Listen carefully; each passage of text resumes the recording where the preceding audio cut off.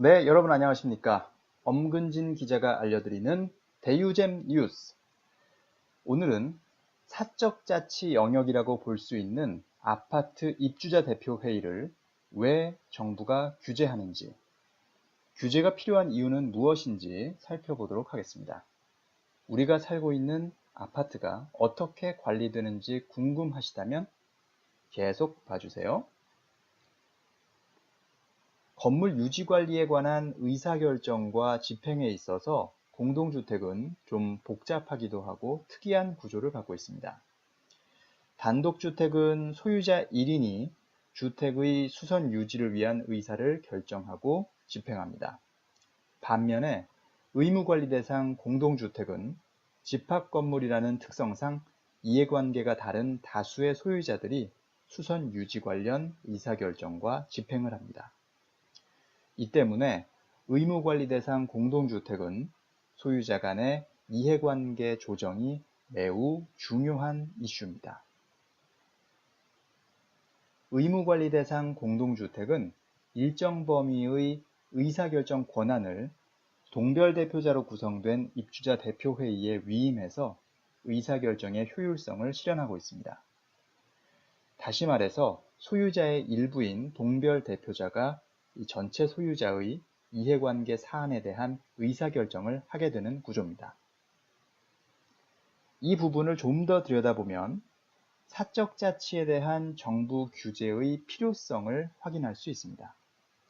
예를 들어서 1000가구의 구분 소유자로 구성된 단지에서 동별대표자가 10명으로 구성되어 있다면 10명의 입주자 대표회의가 나머지 990명의 이해관계가 얽혀있는 사안의 의사결정을 하게 되는 건데요. 10명의 잘못된 의사결정에 의해서 나머지 구분 소유자가 피해보는 일이 없도록 의사결정 권한의 위임 범위를 명시하고 또 각종 규제를 통해서 투명성과 공정성을 실현하고 있는 것이 바로 현재 제도가 운영되는 방식입니다. 공동주택 관리에 대한 불신도 사실 따지고 보면 이러한 구조를 공동주택 입주자 등이 막연하게나마 인식하고 있기 때문일 겁니다. 각종 공사나 용역에서 비용이 과다 책정돼 1000가구 주민 각자가 100원의 손해를 입게 되는 경우를 가정해 볼까요? 자, 그렇다면 대표회의 구성원 본인들도 100원씩 손해를 보겠죠? 대신 사업자는 한 가구당 100원씩 1000가구니까 10만 원의 이익을 보게 되는 것이고요. 사업자가 자신의 부당 이득 가운데 대표회의 구성원에게 그 대가로 각각 1000원씩을 지불하면 어떤 일이 벌어질까요? 사업자는 10명에게 총 10,000원의 뒷돈을 주고도 9만 원의 이익을 남길 수 있습니다. 대표회의 구성원 10명은 각각 900원의 이익을 보게 되겠죠. 나머지 입주자들의 손실 100원은 그대로겠고요. 이러한 일이 벌어질 가능성이 있다는 점만으로도 관리 현장에 대한 막연한 불신 풍조가 발생하게 됩니다. 공동주택이 사적자치의 영역이지만 투명성을 담보하기 위해서 각종 규제 그리고 의결과 집행의 분리제도가 도입된 이유기도 합니다. 임차 비율이 50%에 가까운 우리나라 공동주택의 특성상 소유자만으로 구성된 대표회의에 무제한의 권한이 부여될 경우 임차인의 이익이 침해되는 사례가 발생할 수 있습니다.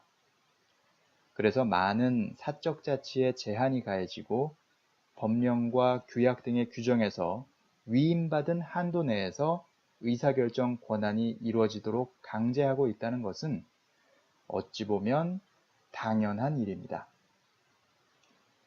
더욱이 가족 구성원 규모 등의 변화에 따라 평균 5년 안팎의 소유기간을 갖는 우리 공동주택의 특성을 감안해 보자면 공동주택을 오랫동안 안전하고 효율적으로 사용하기 위해서는 공동주택의 주요 시설을 계획적이고 체계적으로 관리하도록 입주자 대표회의 운영 관련 규제를 가하는 것이 당연한 국가의 의무라는 생각이 듭니다.